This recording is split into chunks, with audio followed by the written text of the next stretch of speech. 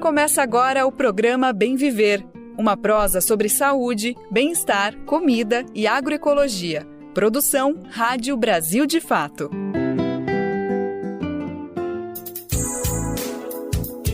Oi, comecinho de semana e o que é que a gente faz, hein? O melhor, né? Manter a sintonia do nosso Bem Viver. Então, bora nessa! Hoje é segunda-feira, 12 de maio de 2025 e, sem perder o tom, dizemos que é aqui que a gente ecoa uma vida mais leve, mais justa e mais solidária. É aqui que juntamos sotaques, saberes e sonhos para caminhar no sentido de dias cada vez melhores. Eu sou o Daniel Lamir e estou com toda a equipe do Brasil de Fato e nós temos o prazerzão de estar contigo. Hoje vamos trazer transição agroecológica, luta contra os venenos, medicina em Cuba, cinema e muito mais. E a Quinta-feira Nacional da Reforma Agrária, hein? Olha, já deixa saudades, mas deixa também muita bagagem boa nas mentes e corações e, portanto, segue repercutindo por aqui. E na edição tem mais, tá? Muito mais que você confere agora com as manchetes do dia. Na feira do MST, MDA anuncia edital de R$100 milhões para projetos de transição agroecológica. Agrotóxicos afetam mais de 17 mil famílias no Brasil. Saiba como denunciar as intoxicações.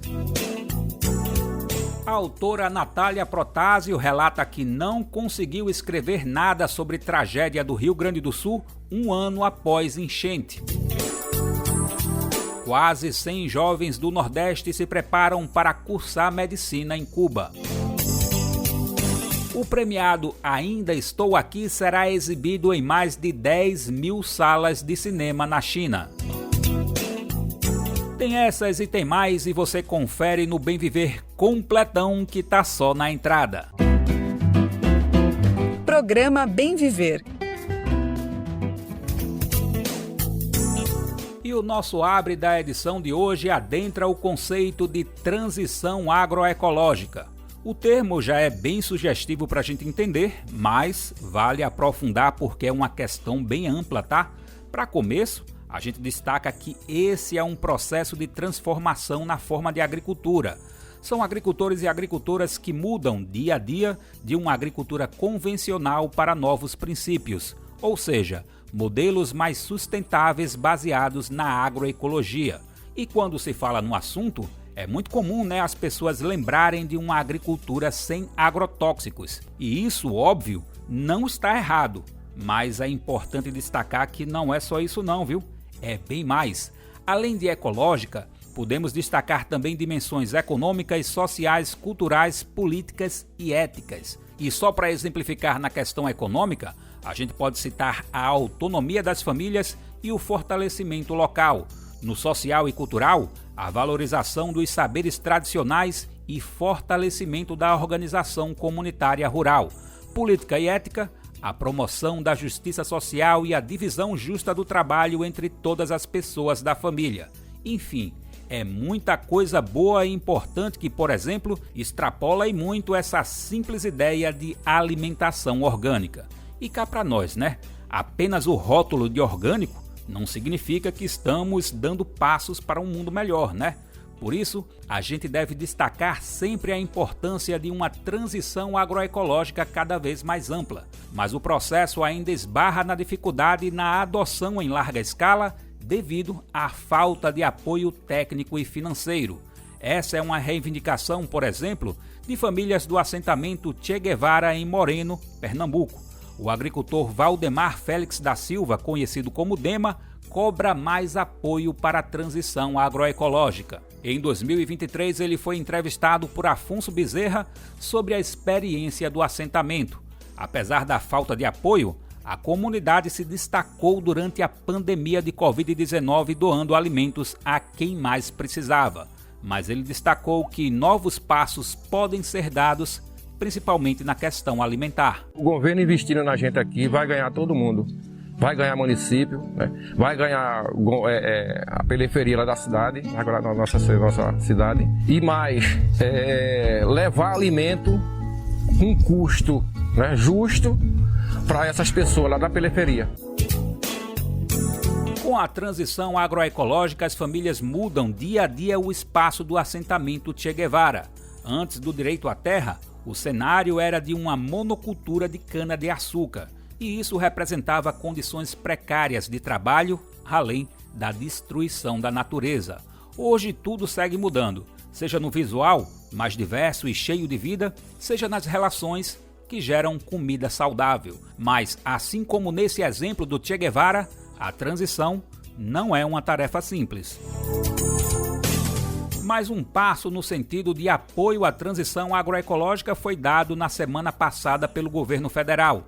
Durante a Feira Nacional da Reforma Agrária, o Ministério do Desenvolvimento Agrário anunciou um edital. E quem traz os detalhes pra gente é Douglas Matos. O governo Lula lançou o edital da Terra à Mesa Brasil, em que se compromete a investir 100 milhões de reais em projetos de estruturação produtiva para a transição agroecológica no país. O anúncio foi feito durante a 5ª Feira Nacional da Reforma Agrária, organizada pelo MST, o Movimento dos Trabalhadores Rurais Sem Terra, em São Paulo, e aconteceu pouco depois de uma coletiva de imprensa em que Márcio Santos, da coordenação do movimento no estado, reafirmou o descontentamento com a velocidade da reforma agrária no Brasil. Assinado pelo ministro do Desenvolvimento Agrário, Paulo Teixeira, pelo presidente do INCRA, o Instituto Nacional de Colonização e Reforma Agrária, César Aldrigue, e representantes de cooperativas da agricultura familiar, o edital pretende beneficiar 10 mil famílias.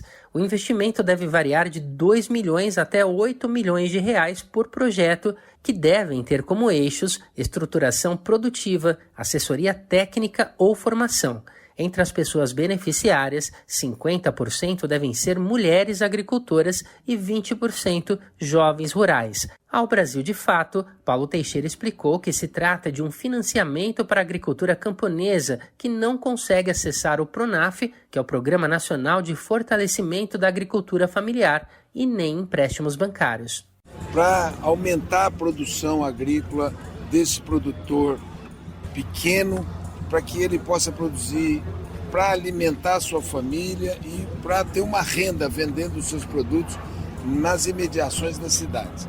Então esse é um programa que é uma reivindicação antiga, não é? Nós fizemos todas as mudanças que a gente podia fazer no PRONAF, mas entendemos que o PRONAF não chega a determinados agricultores, porque eles não conseguem chegar no financiamento bancário. Então esse programa de Terra à Mesa, ele é que vai suprir o financiamento para esse chamado agricultor camponês. Durante a mesa de abertura da feira, o ministro Paulo Teixeira foi perguntado sobre a frequente pressão que sofre dos movimentos populares. E ele respondeu que movimento que não faz pressão é pelego. Teixeira afirmou ainda que nunca encarou as críticas e a pressão no plano pessoal e que as reivindicações são necessárias num país que sempre privilegiou os grandes produtores e abandonou os pequenos. Para a reportagem, Teixeira declarou ainda que, até o final do ano, o governo federal pretende assentar 30 mil famílias. Atualmente, há cerca de 145 mil famílias vivendo em acampamentos no país. Destas, 100 mil estão ligadas ao MST. O movimento reivindica o assentamento imediato de ao menos 65 mil. O número representa as que aguardam a regularização há mais de 15 anos. De São Paulo, da Rádio Brasil de Fato, com reportagem de Gabriela Moncal. Locução, Douglas Matos. Valeu, Douglas. A gente destaca que em 2014, Olivier de Schutter era então relator da ONU para o direito à alimentação. Na época, ele apresentou um estudo destacando a agroecologia como estratégia eficaz para combater a fome global. De acordo com o relator, práticas sustentáveis e baseadas nos conhecimentos locais podem mudar os sistemas alimentares. Dessa forma, promover maior segurança alimentar, especialmente em comunidades vulneráveis. Essa é uma das referências que apontam a agroecologia como potente para enfrentar os desafios da fome no mundo. Bom, e o que significaria então mudar os sistemas alimentares? Tema que a gente acabou de falar aqui, hein? Podemos entender como todas as etapas da produção, indo, por exemplo, do plantio até o descarte dos alimentos. Ele inclui ainda outras etapas como processamento e distribuição. Nos sistemas alimentares do agronegócio, o uso de agrotóxicos aparece como uma forma de aumentar o lucro, ou seja, o uso do veneno que destrói a natureza ameaça vidas e contamina comunidades e toda a biodiversidade. Assim, mudar e incentivar a transição agroecológica é algo para ontem, né? Ainda por cima, nos últimos anos vem se observando esses venenos até como armas químicas em conflitos no campo brasileiro. Segundo o relatório da Comissão Pastoral da Terra, CPT, no ano passado, mais de 17 mil famílias sofreram com intoxicações. Embora existam mecanismos de denúncia desse tipo de crime, a subnotificação e a impunidade são realidades constantes. Do Sistema Único de Saúde SUS aos tribunais, a população ainda tem dificuldade de acesso e acolhimento, e esses são pontos que exigem preparo da máquina pública. Alan Tigel, da Campanha Permanente contra os Agrotóxicos, conversou sobre o assunto com o Brasil de Fato. A entrevista foi gravada pela nossa amiga Nara Lacerda durante a Quinta-feira Nacional da Reforma Agrária em São Paulo. Alan afirma que a construção de um suporte também demanda resistência e envolvimento popular. A campanha contra os agrotóxicos, nos seus aí quase 15 anos de existência, uma das ações que a gente tem tentado fazer é justamente trazer à tona essa realidade, que é uma realidade que já existe no Brasil há muito tempo, mas é uma realidade escondida, é uma realidade que fica nos subterrâneos e que a gente não consegue trazer nem a partir dos dados oficiais e nem a partir dos dados promovidos pelos movimentos populares. Então, uma das nossas tarefas tem sido orientar justamente a população para que essas denúncias sejam construídas de forma consistente, que possam chegar tanto aos meios de comunicação, quanto à sociedade como um todo, quanto aos órgãos oficiais. Alan Tigel também citou o que as comunidades afetadas podem fazer ao serem intoxicadas por agrotóxicos.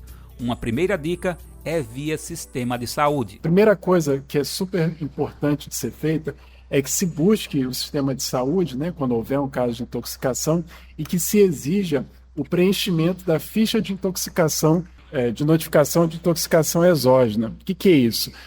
O sistema de saúde ele tem que reconhecer que aquela pode ser uma intoxicação, ou pelo menos uma suspeita de intoxicação por agrotóxico, e mesmo como uma suspeita, ela tem que ser notificada. Essa notificação ela vai conter dados, como o tipo de trabalho que estava sendo feito, o dia, o local, a hora, quais as substâncias, que aquele trabalhador ou trabalhadora estava envolvido, ou se é uma comunidade afetada, que tipo de produção que estava acontecendo. Então, tudo isso entra nessa ficha do Sistema Nacional de Notificação de Agravos, de Notificação Compulsória, que é o SINAM, e vai gerar, então, uma notificação para o Ministério da Saúde, que depois tem o dever de ir lá investigar aquela notificação, aquela intoxicação, para saber se ela resultou num óbito, se aquela intoxicação foi confirmada ou não. E isso para nós também resulta em informações para que a gente possa ver aonde pelo Brasil que essas notificações de intoxicação de saúde estão acontecendo.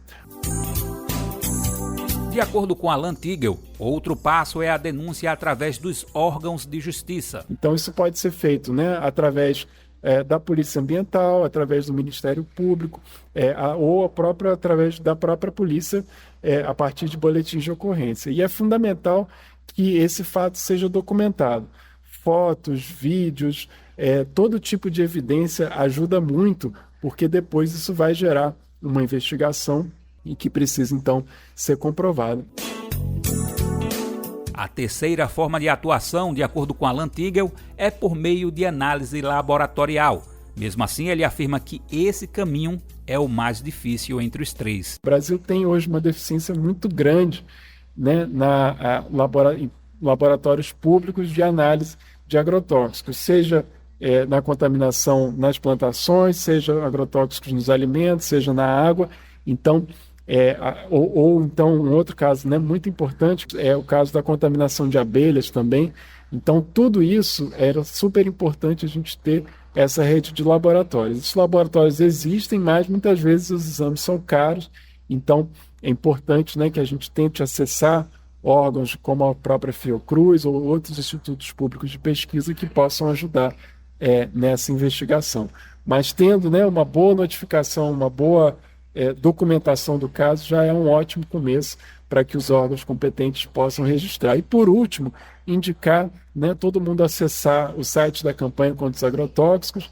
Lá em cima tem um botão escrito Como Denunciar, e lá você vai ver um passo a passo bem certinho de como fazer essa denúncia. A conversa feita por Nara Lacerda sobre agrotóxicos na Feira Nacional da Reforma Agrária teve ainda outra participante. Foi Linalva Cunha, da Rede de Agroecologia do Maranhão, conhecida pela sigla RAMA. Em um depoimento emocionante, ela falou sobre a situação dramática que ampliou a ação da RAMA no estado. Vamos lembrar que o contexto de conflitos agrários no Maranhão, ele é marcado a partir da década de 70, né, intensificado com o projeto Matopiba. Né? Todo o levantamento que nós, enquanto rede, temos feito para tentar minimamente dar o detalhamento preciso sobre o número de comunidades, famílias e municípios atingidos pelo agrotóxico, uma realidade muito cruel é que ela se concentra dentro do mapa que a gente constrói, ela se concentra muito na região do Matopiba, mais precisamente no bioma cerrado. Né? Então, assim, o nosso trabalho de levantamento e de construção de instrumento que nos dê subsídio para poder fazer o processo de denúncia, né, junto aos órgãos competentes, junto à sociedade civil, e fazer também o processo de proteção e autoproteção junto a essas comunidades, ele nasce em 2021. Em abril de 2021, quando a comunidade Araçá, do município de Buriti, no Maranhão, né, ela foi... ela recebeu um veneno, né, por conta da plantação que é do lado do território.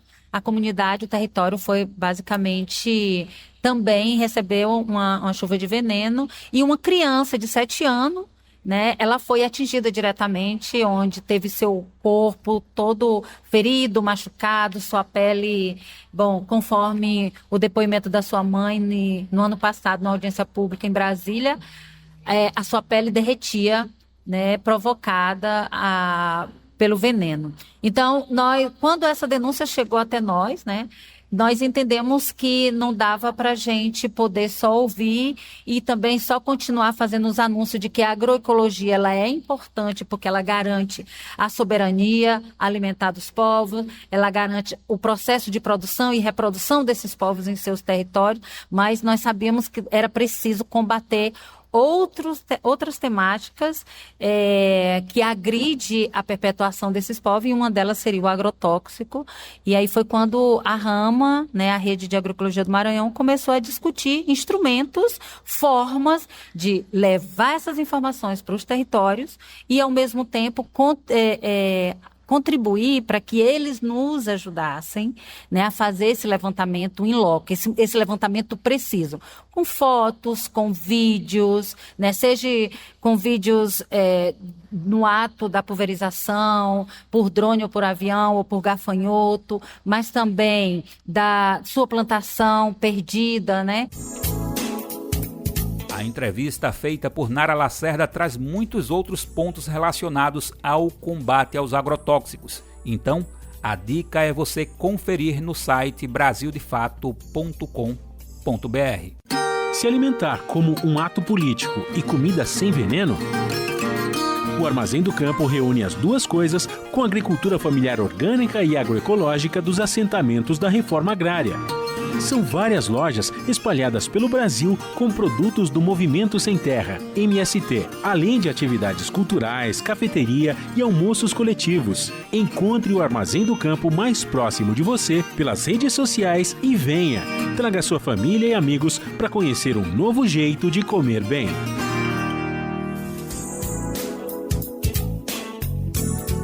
Ei, chega aí, quero bater uma prosinha contigo. Sempre é tempo de um recadinho que venha do coração, né? Então presta atenção, porque eu tenho aqui comigo um bilhete sonoro que vem cheio de carinho. E ele é de toda a equipe do Brasil de Fato, direto para você que tá aí com a gente nessa caminhada. Não esquece da gente não, tá? É que precisamos da sua força para continuar fazendo o nosso jornalismo sério e de confiança. tudo com aquele olhar popular que você já conhece, confia e valoriza.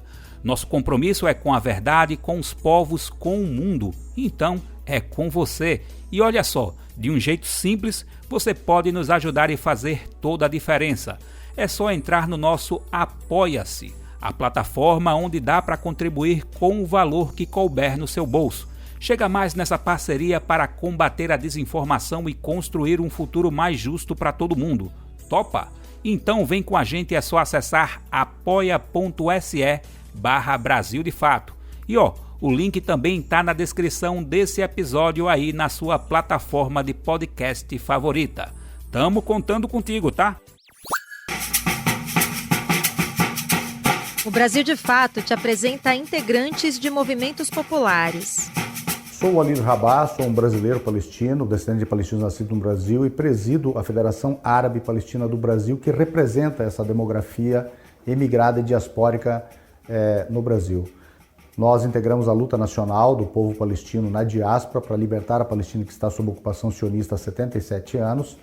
E aqui no Brasil trabalhamos para organizar essa comunidade nesse sentido, proteger essa comunidade também dos ataques que ela sofre, especialmente nos últimos tempos de islamofobia.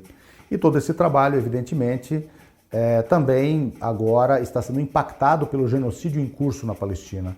Razão pela qual nós, e graças ao governo brasileiro que atuou muito fortemente nisso, acolhemos uma quantidade muito grande de palestinos que foram repatriados, saídos, retirados do grande campo de extermínio chamado Gaza, hoje sob genocídio. E em virtude disso, a FEPAL abriu uma conta humanitária, inclusive, para arrecadar recursos para este acolhimento, já que eles haviam perdido tudo que tinham lá e já tinham saído daqui, retornado para lá alguns, em virtude das dificuldades que tinham aqui. E quem quiser contribuir para esse acolhimento, o Pix desta conta humanitária é ajudegaza@gmail.com. Contamos com todos aqueles que têm sentimento solidário e humano nessa campanha. E quem conversa Bem Viver hoje é a escritora Natália Protásio. Para isso, a gente puxa a vinheta e chama o nosso amigo Lucas Salum. Conversa Bem Viver com Lucas Salum. O final de abril, o início de maio, nunca mais vai ser um período igual, sem se esquecer do que aconteceu há um ano, em 2024, especialmente para a população gaúcha no Rio Grande do Sul. Todo mundo se lembra e não tem como esquecer, afinal os sinais seguem evidentes e latentes da enchente que atingiu boa parte do estado, especialmente a região metropolitana de Porto Alegre. A gente vem falando sobre esse assunto nos últimos dias, nesse período que está marcando um ano de toda essa tragédia que segue com sinais tão evidentes.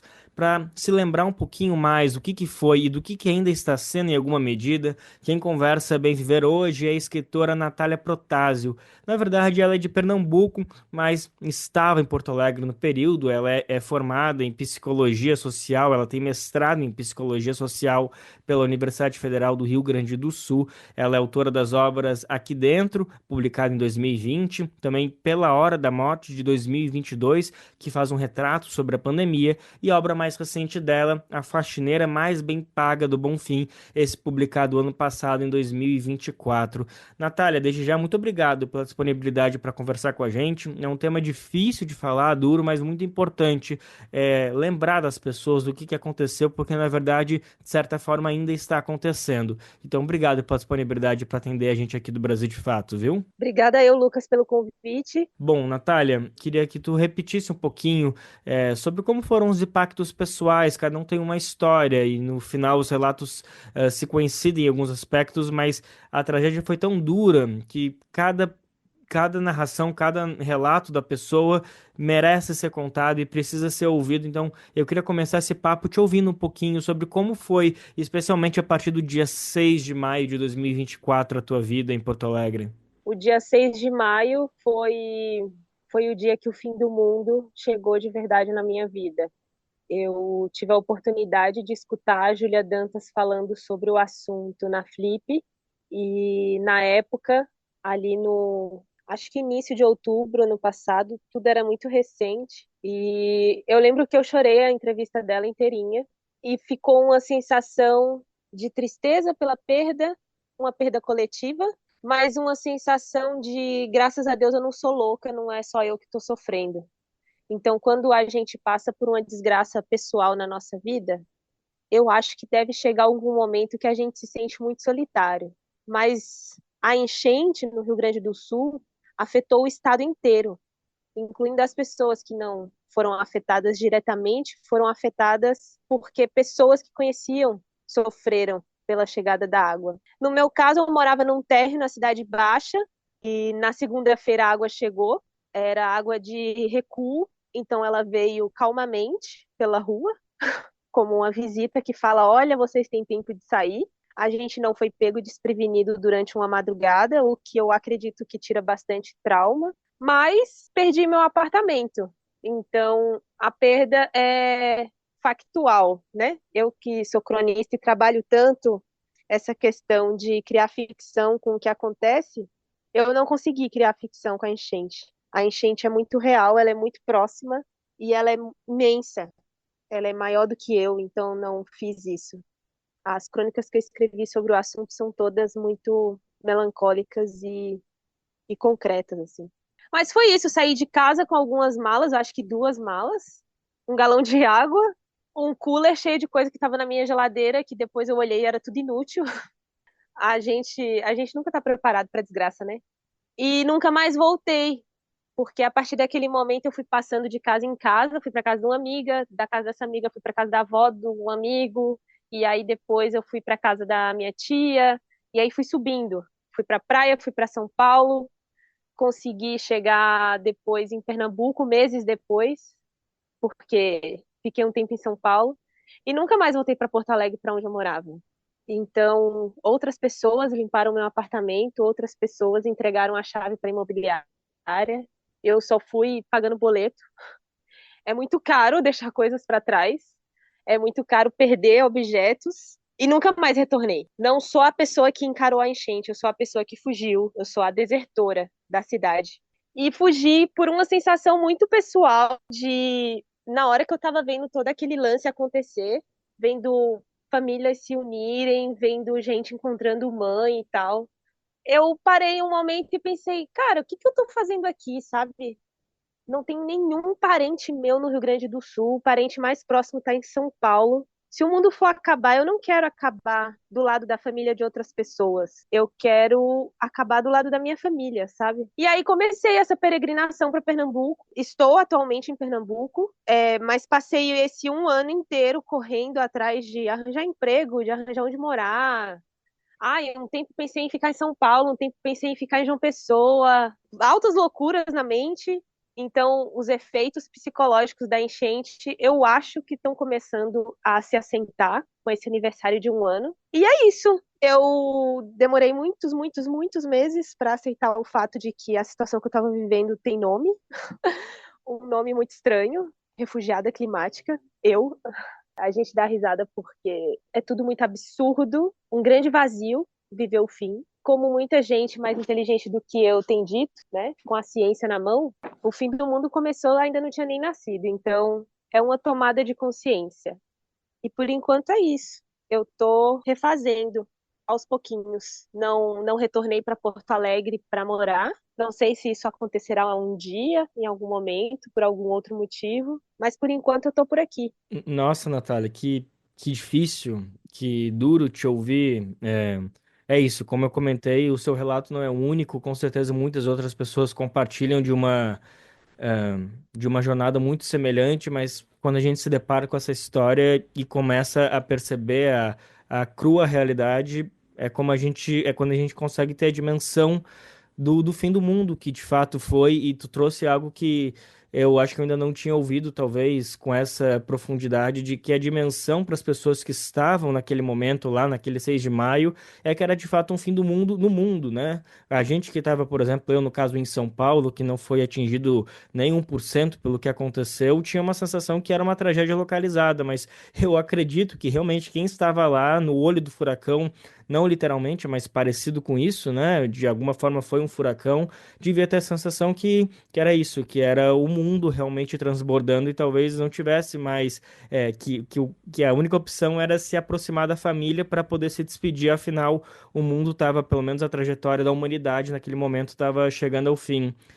Natália, você comentou isso e acho que já ficou bem evidente, mas só para ficar um pouquinho mais didático para todo mundo, a tua opção por não voltar para Porto Alegre, ela, quanto diz respeito a realmente a não querer ter contato com esse trauma, ou na verdade, enfim, era algo que você já tinha uma despedida mais ou menos planejada de Porto Alegre, você fez lá um mestrado, tem escrito crônicas de lá, mas na verdade já estava pensando em virar página, em mudar de cidade. Queria só entender o quanto você foi de fato uma refugiada climática obrigada a sair de lá, ou quanto Porto Alegre já era um capítulo se acabando na sua trajetória como escritora. Eu estava pensando no doutorado de escrita criativa da URGS. Estava mais ou menos decidida que seria mais viável, porque a URGS, de novo, se eu não conseguisse bolsa, pelo menos eu não teria que pagar como a PUC, mas eu não estava exatamente decidida que o momento era fazer em seguida do mestrado. Eu tinha entregado minha dissertação em abril,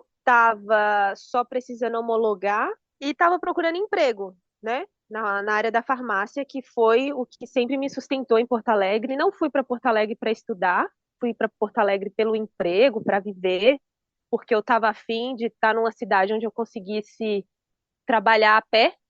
Eu estava cansada de pegar transporte público de São Paulo, que foi um dos últimos lugares que eu morei antes de ir para Porto Alegre. Então, por mais que eu sempre tive consciência, todo final de ano eu encarava a possibilidade de, e aí? Vou ficar mais um ano aqui, né? Essa minha veia nômade, ela sempre se questionava. E todo final de ano a gente se renovava nesse desejo de se manter em Porto Alegre, pelas boas relações que eu tenho muitas amigas em Porto Alegre, tenho amigos, tenho ruas, locais que me sinto muito em casa. Fiquei feliz de estar em abril agora, em Porto Alegre, lançando um livro dentro da coleção da revista Parênteses e da Matinal, que foi um reencontro muito bom, diferente de novembro, que foi muito difícil, porque eu me sinto muito em casa em Porto Alegre. Então, poderia ser que eu não ficasse, ou que eu me decidisse por deixar o doutorado para o futuro, eu não tenho certeza. Mas a enchente, na maneira como aconteceu, eu diria que ela tem, sei lá, 90% de impacto de eu não querer voltar, porque eu retorno e eu vejo o impacto da enchente ainda hoje, abril de 2025.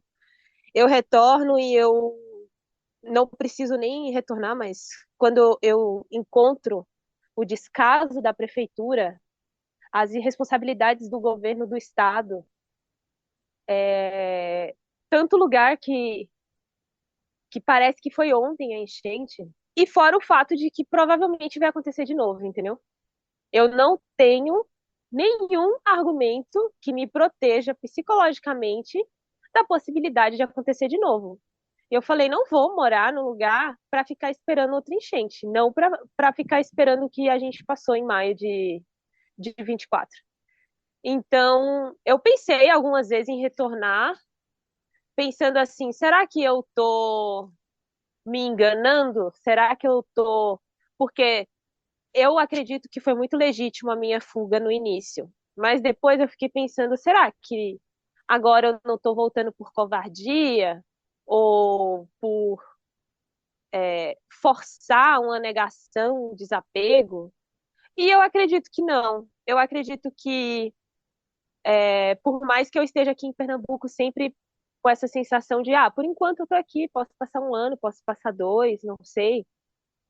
Eu não acredito que retornar agora para Porto Alegre seria saudável. As pessoas que estão em Porto Alegre, elas sabem o preço que elas estão pagando para estar todo dia num lugar onde o poder público generalizado não está nem aí.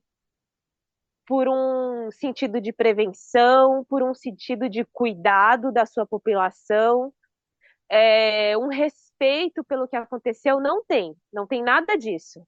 As pessoas que estão em Porto Alegre, elas estão por sua própria força e pela força das suas comunidades. A cidade está a seu próprio cuidado. Não existe cuidado público. Então, para mim, eu não me vejo encarando essa situação e mantendo a minha saúde. Desculpa, Natália, mas Foram quantos anos morando em Porto Alegre mesmo? 5 anos, eu cheguei em 19. Conta um pouquinho como foi essa chegada, então, em Porto Alegre. Enfim, você saiu de Pernambuco, né? Já estava morando em São Paulo, enfim, já tinha uma. Uhum. E, claro, São Paulo e Porto Alegre são cidades bem distantes, quase 1.000 quilômetros, mas com certeza a região Sudeste e Sul já tem uma semelhança em questão de clima, muito mais semelhante do que, por exemplo, Pernambuco, então imagino que não foi tão Uhum. impactante. Mas fala um pouquinho dessa Não. chegada, se você se sentiu bem-vinda, bem acolhida, na capital gaúcha. Então, a minha chegada foi uma chegada muito tranquila, muito serena. Eu fui trabalhar, eu trabalhava no centro, morava na Cidade Baixa, então eu ia a pé para o trabalho. Aos poucos eu fui conhecendo pessoas, fazendo amigas no trabalho. Aos poucos eu encontrei oficina de escrita para estudar, que era uma coisa que eu queria muito, voltar a escrever, que a minha imigração era um momento muito difícil de fazer muita coisa, eu não conseguia escrever muito bem, então eu vim com essa necessidade de me expressar, digamos, de uma maneira mais literária. E encontrei a oficina do professor Fischer, então foi tudo muito tranquilo, assim. Talvez se não tivesse sido uma chegada tão suave, para você ter noção, na ausência de amigas próprias, a minha amiga emprestou as amigas dela, sabe? Tipo, eu acho isso muito bonito, assim, das mulheres quando elas fazem círculos de cuidado e de acolhimento. E, enfim, com o tempo eu fui construindo, né, a minha pequena Porto Alegre ali pela Cidade Baixa e vivendo o que eu conseguia fazer a pé. Eu me recusava a pegar transporte público, eu estava enojada de transporte público. E quando a pandemia chegou, no ano seguinte, né, em 2020, eu acredito que se eu não tivesse tido uma chegada tão boa, tão gostosa, tão agradável, eu não teria aguentado, sabe? Porque era muito trabalho. A gente que trabalhava em farmácia, a gente trabalhou, nossa, facilmente o dobro do que a gente trabalhava antes, Sim. diariamente. Então, eu acredito que eu já tinha uma grande gratidão e um grande amor pela cidade para ter aguentado a pandemia trabalhando, sabe, o tempo inteiro.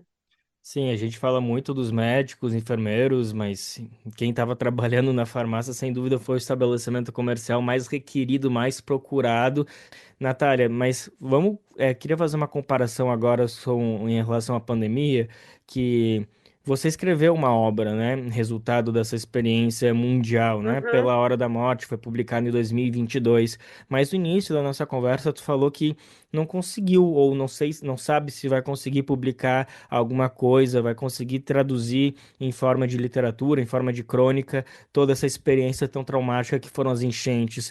Tu conseguiria dizer por que a pandemia, toda essa experiência dura que também com certeza carrega muitas dores, permitiu com que tu trouxesse tudo isso para tua arte, para tua literatura, já as enchentes não? É uma ótima pergunta. Não tinha parado para pensar sobre isso ainda, mas eu consigo te dizer primeiro sobre a pandemia. Era a primeira grande desgraça que eu vivia, então eu acho que quando é a primeira coisa que você vive, assim, coisa coletiva, né? Acontecimento fora do controle que é tão grandioso, a gente não sabe o que fazer. E na ausência de sei lá, um modus operandi, a gente faz o que aparece. E eu tinha acabado de fazer curso de vacinação, então na hora que a classe toda farmacêutica, né, foi convidada pelo SUS do estado do Rio Grande do Sul a se voluntariar como vacinadores, Para mim era muito óbvio que eu ia vacinar. E foi na mesma pegada quando o professor Fischer falou: Natália, você é a única pessoa da equipe da Matinal que está fora de casa, que não está fazendo quarentena. Escreve para nós como está o mundo aí fora. Para mim foi muito óbvio que eu devia fazer isso.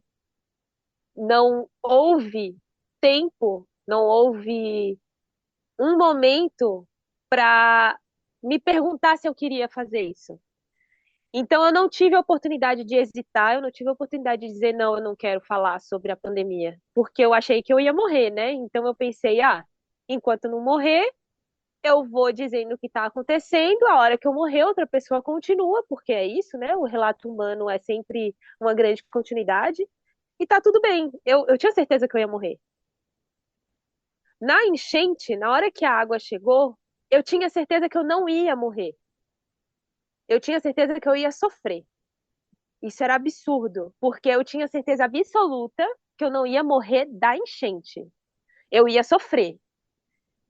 E eu podia sofrer por falta de água potável de algum lugar que eu tivesse, eu podia sofrer por ausência de alguma coisa que eu precisasse, por eletricidade que faltasse, por doença, por alguma coisa que acontecesse, mas eu tinha certeza absoluta, não sei por quê, tá? Essas coisas a gente não explica, que eu não ia morrer na enchente, mas eu ia sofrer. E eu acho que a urgência que o sofrimento traz, talvez, tá? Pensando aqui para te dar uma resposta, para não te deixar sem resposta. É uma urgência muito íntima, porque não é a morte. A morte, numa situação dessa, ela é coletiva. Todas as pessoas que morreram na pandemia, elas não morreram sozinhas, elas morreram dentro da pandemia. É uma morte humana. A humanidade morreu na pandemia. A humanidade morreu na enchente. As pessoas que morreram na enchente não morreram só uma pessoa morreu, não. O ser humano morreu. Mas o sofrimento, não. O sofrimento, ele tem a capacidade de se tornar íntimo. Eu estava sofrendo. Não era coletivo. Cada pessoa sofreu do seu jeito. Então, existe um momento de hesitação. Se existe um momento de reflexão, existe um momento de hesitação. E se me dão a oportunidade de hesitar, a minha primeira reação é: eu não quero falar sobre isso. Todas as crônicas que eu escrevi sobre a enchente para Matinal é porque eu precisava escrever, porque eu precisava do dinheiro. Eu não escrevi porque era um bom assunto, eu não escrevi porque eu achei que os textos ficariam bons, eu não escrevi pelo prazer literário, eu não escrevi pensando na longevidade, simplesmente eu escrevi porque eu precisava manter algum vínculo empregatício.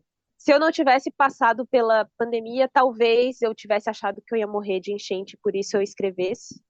Mas como eu passei pela pandemia, alguma coisa me disse que eu não ia morrer de enchente, e aí perde-se a urgência da vida. Então eu pude escolher. Sim, e é isso, cada pessoa tem o seu jeito de lidar com o luto. Eu acho que no final das contas a gente está falando de luto em diferentes perspectivas, em diferentes definições, mas tanto pandemia quanto as enchentes representam esse vazio, né? A ocupação desse mal, a ocupação da destruição da humanidade, como tu muito bem citasse, e como cada pessoa, seja artista, seja trabalhadora de outra área, vai lidar com tudo isso, com esse luto é algo muito particular e às vezes ficar instigando, ficar procurando uma maneira de expressar o que o sentimento vem por conta disso, só causa mais dor, só causa mais tristeza, e não necessariamente é essa maneira que a pessoa vai encontrar para conseguir lidar com isso, mas o importante é que consiga refletir, seja por meio da terapia, seja por meio da arte, seja por meio expressando tudo isso, mas é muito importante que a gente consiga compartilhar,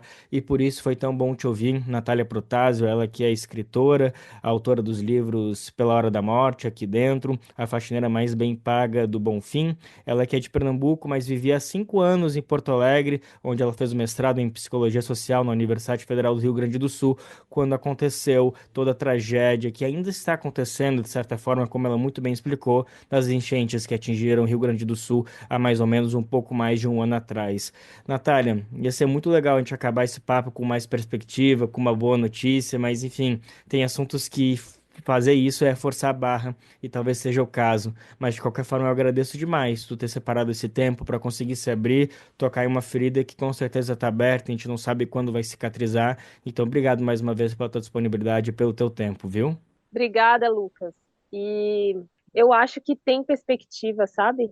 Eu visitei Lajeado agora em abril, e a minha amiga que mora lá, a Gabriela Leal, ela me levou na escola dos filhos dela, mas é uma escola que eles têm umas marcas num pilar das enchentes que foram chegando na cidade, que era calculado para nunca chegar no nível da enchente de 41.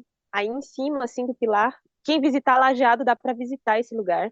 Tinha 1941, né? E todos as outras marcas das outras enchentes embaixo, assim.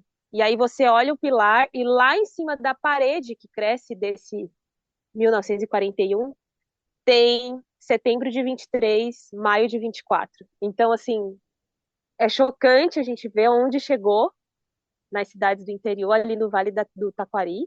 E é bonito a gente ver que a vida continua. Eu visitei esse pátio, estava cheio de criança porque eles estavam tendo aula de educação física, sabe?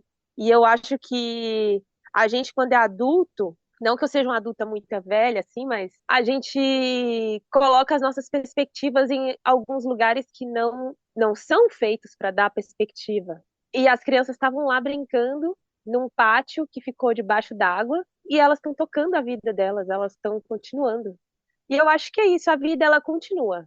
Enquanto a gente ainda estiver aqui como humanidade, que eu não sei quanto tempo vai levar, porque, né, a coisa tá ficando mais estreita a cada dia. A vida continua. E enquanto a vida continuar, sempre haverá absurdos, sempre haverá mistério.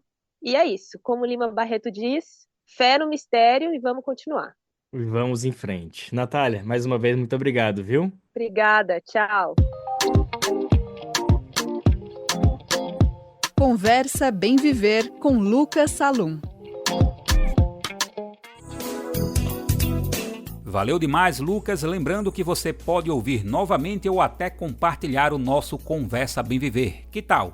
Entra no brasildefato.com.br ou procura no Spotify.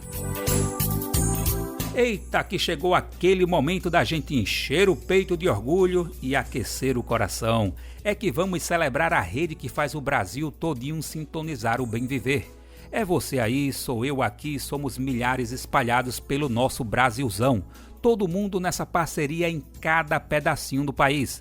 É muita conexão, minha gente, rádios que estão com a gente na luta, na resistência e na defesa da vida.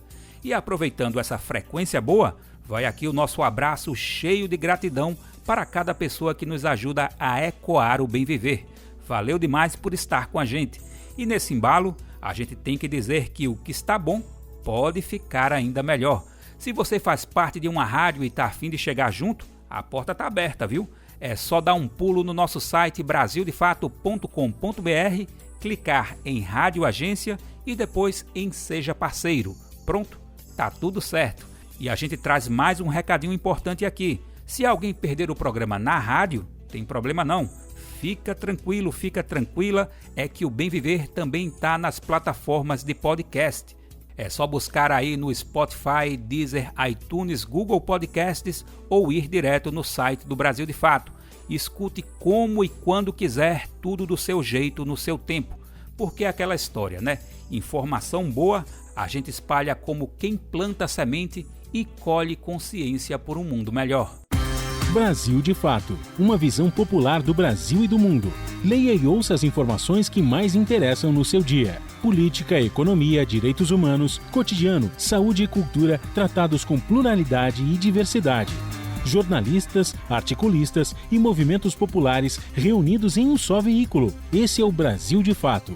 Conteúdos em texto, áudio e vídeo que informam e contribuem na luta por uma sociedade mais justa e fraterna. Quer ficar por dentro? Então acesse brasildefato.com.br.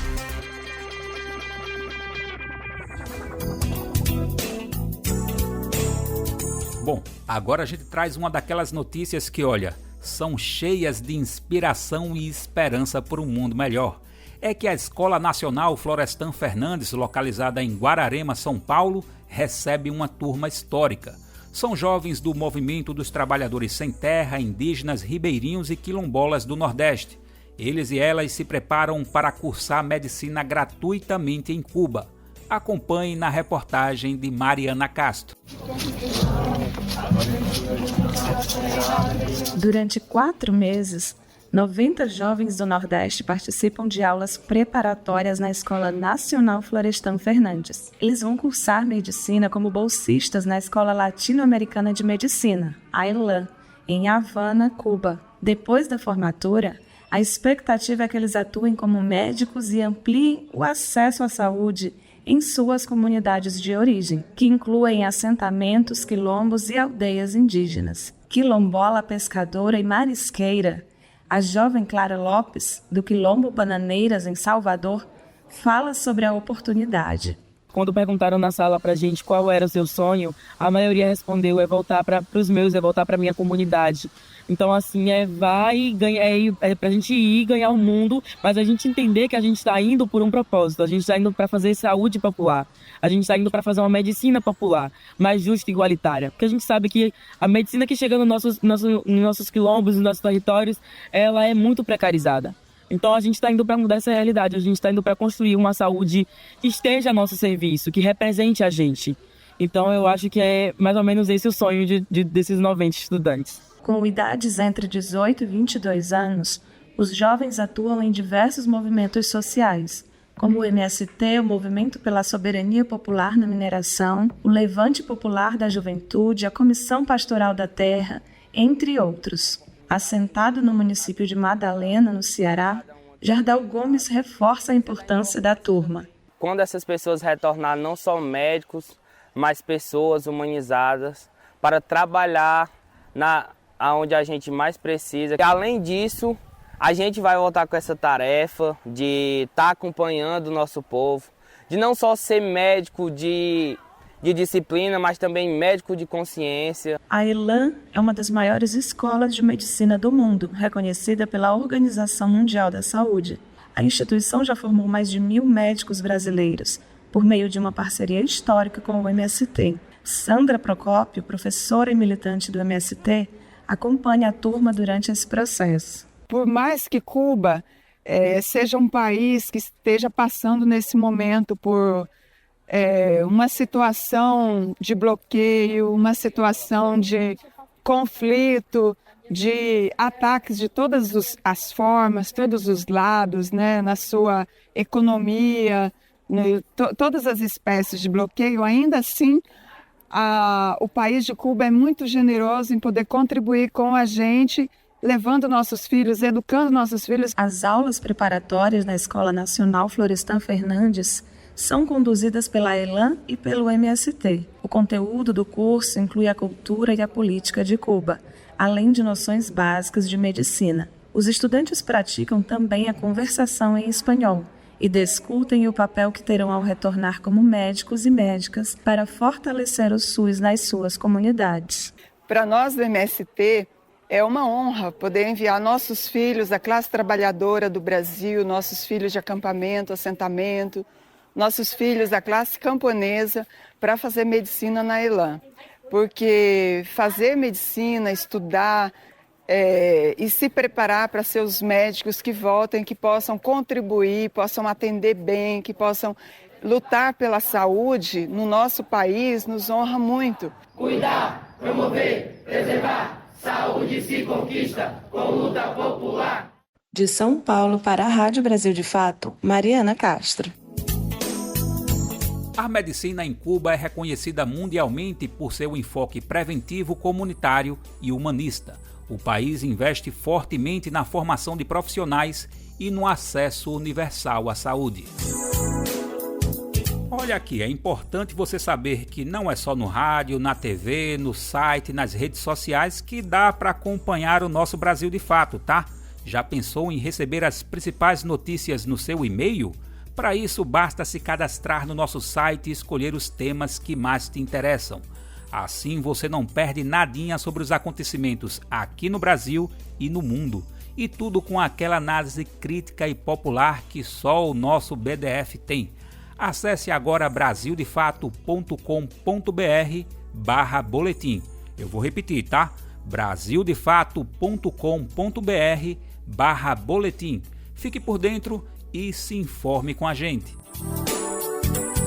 E aí, bora falar sobre cinema? E a gente já começa com uma pergunta. Você sabe de alguma sala que permanece exibindo o premiado Ainda Estou Aqui? Olha, de forma merecida, o filme ficou em cartaz por um bom tempo, né? Seria bom ainda até que estivesse por aí, né? Hoje deve ser bem difícil a gente encontrar um local de exibição pública, certo? Errado. E se eu dissesse que Ainda Estou Aqui deve ganhar exibição de mais de 10 mil salas de cinema, hein? Mas calma, um detalhe importante precisa ser compartilhado, né? Essas novas salas serão na China, onde o filme também segue como um fenômeno. E olha, só a título de comparação, aqui no Brasil, o filme foi exibido em menos de 1.000 salas, tá? A estreia nos cinemas chineses está marcada para 16 de maio. Douglas Matos explica mais pra gente. A Embaixada Brasileira na China anunciou nas redes sociais que Ainda Estou Aqui vai estrear no próximo dia 16 de maio em mais de 10 mil salas de todo o país asiático. No Brasil, o vencedor do Oscar de melhor filme estrangeiro foi exibido em 896 salas. E devido à grande quantidade de exibições em cinemas chineses, a expectativa é de uma arrecadação de bilheteria histórica. Dirigido por Walter Salles e estrelado por Fernanda Torres, o filme conta uma parte da vida de Eunice Paiva e a luta dela por memória, verdade e justiça pelo desaparecimento do esposo, o ex-deputado federal Rubens Paiva. O longa teve a primeira estreia na China no encerramento do Festival Internacional de Cinema de Pequim, com sala lotada e ingressos esgotados em menos de 2 horas. Existe a possibilidade de uma nova estreia do filme no país asiático com a presença do presidente Lula no dia 13. No ano passado, o Brasil foi convidado de honra no Festival de Cinema de Pequim, o segundo maior da China. A Semana Brasileira de Cinema exibiu os filmes Retratos Fantasmas, Marte 1, Que Horas Ela Volta e a animação Uma História de Amor e Fúria. Integrantes do governo, como Cássius Rosa, secretário executivo adjunto do Ministério da Cultura, e Daniela Fernandes, que é diretora de Preservação e Difusão Audiovisual, participaram do festival ao lado de representantes da indústria cinematográfica brasileira. Na visita do ano passado, os representantes do governo do Brasil tiveram reuniões com as autoridades chinesas do setor com o objetivo de que o país asiático comece a ter uma cota de filmes brasileiros em cartaz por ano. O 14º Plano Quinquenal para o Desenvolvimento do Cinema Chinês estipulou como objetivo ter 50 filmes nacionais com bilheteria de 100 milhões de yuans, ou algo em torno de 79 milhões de reais por ano, e um total de 100 mil telas até este ano de 2025. Em 2024, o número de salas de cinema urbanos na China chegou a mais de 90 mil, e a bilheteria anual foi de 42.500 bilhões de yuans, com filmes chineses representando mais de 78% dessa arrecadação. No ano passado, 79 filmes tiveram uma bilheteria semelhante, de algo em torno de 79 milhões de reais. Do total, 55 foram produções chinesas. 2025 é considerado especial porque marca o aniversário de 120 anos do nascimento do cinema chinês. Da Rádio Brasil de Fato, com reportagem de Mauro Ramos, em Pequim, na China. Locução, Douglas Matos. E uma perguntinha, quem arriscaria aqui dizer ainda estou aqui em chinês, hein? Enfim. Por hoje foi. A gente anuncia que a edição do Bem Viver dessa segunda-feira fica por aqui. Amanhã tem mais. O Bem Viver vai ao ar de segunda a sexta-feira na Rádio Brasil de Fato. Você sintoniza em 98.9 FM na Grande São Paulo. Outra opção para ouvir, e essa dica para quem estiver de qualquer lugar, é a nossa transmissão online. Dá um pulo em brasildefato.com.br e confere de qualquer lugar do planeta, tá?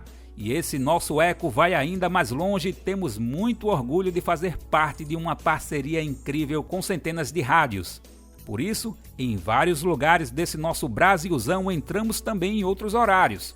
A lista completa de emissoras você encontra no nosso site na matéria de divulgação diária do programa. Aqui a gente reforça o agradecimento a esses veículos por estarem com a gente. E aí, pensa que as nossas opções de ouvir acabaram? Nadinha. O Bem Viver também fica disponível como podcast no Spotify, Deezer, iTunes e Google Podcasts. O roteiro e a apresentação dessa edição foi comigo, Daniel Lamir. Também fiz parte da edição e produção, mais com os amigos Lucas Salum e Douglas Matos. Os trabalhos técnicos também contam com um time de mão cheia: André Paroche, Adilson Oliveira e Lua Gattinone. A coordenação de áudio e vídeo é com Monize Ravena. A direção de programas de áudio com Camila Salmásio. A direção executiva é de Nina Fidelis. E ainda temos o importantíssimo apoio de toda a equipe de jornalismo do Brasil de Fato. Valeu, gente, um abração, uma ótima segunda e até amanhã. Você ouviu o programa Bem Viver, uma prosa sobre saúde, bem-estar, comida e agroecologia. Produção Rádio Brasil de Fato.